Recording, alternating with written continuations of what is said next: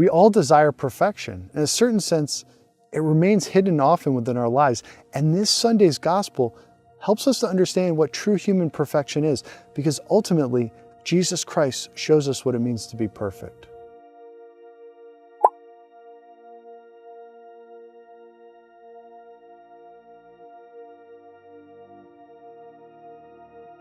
I love superhero movies.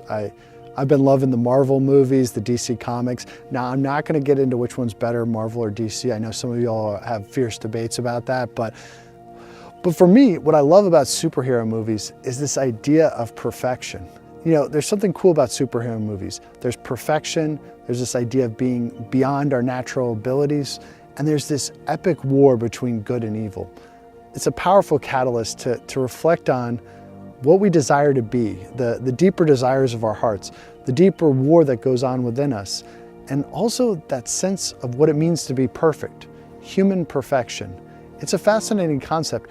In a certain sense, every single person has before their gaze a certain idea of perfection, a certain idea of the way things ought to be. Now, this may not be conscious, this may not be something that we're aware of. In fact, for a lot of people, I think it's often subconscious that they have a certain expectation of what life should be, but they don't necessarily make it explicit.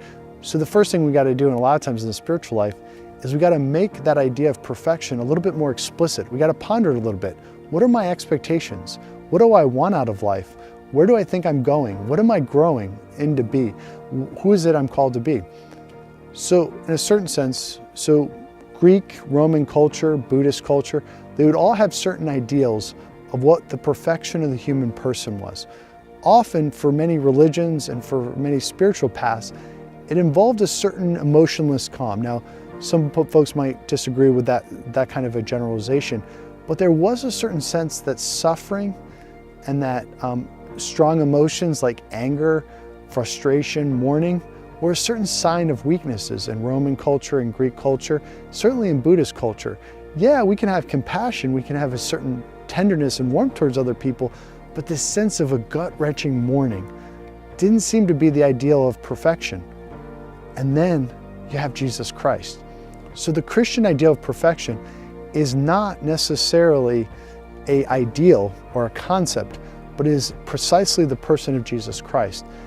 Because he is God, he shows us the path of perfection. And in this Sunday's reading, we hear something that is almost controversial in the course of human history. Jesus weeps. God weeps. And strangely enough, when we look at the reading, he knows that he's going to raise Lazarus from the dead. He knows that he has the power to take away sin, that he has all the power in the universe. He has all of this, but yet, in his perfection, in his humanity, he sees the reality of sin. He sees the reality that his friend, who he loves, has died, and he mourns, he weeps.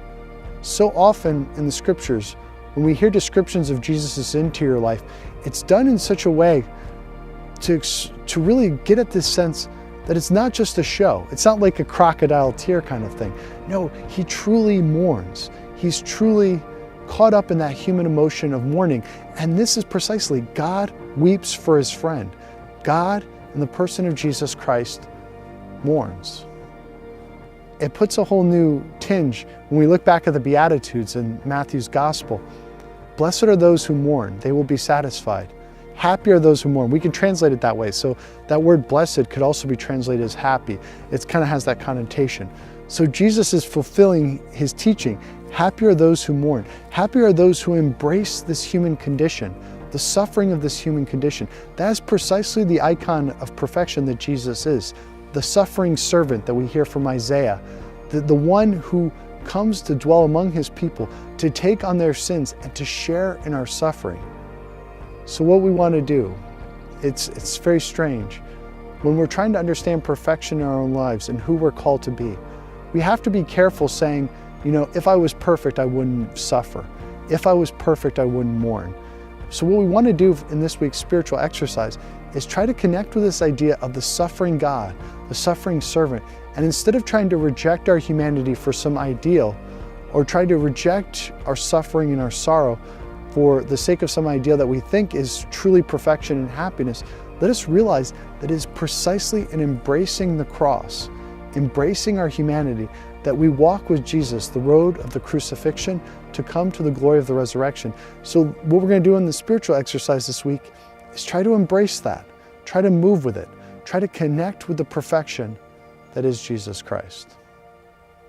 Amen.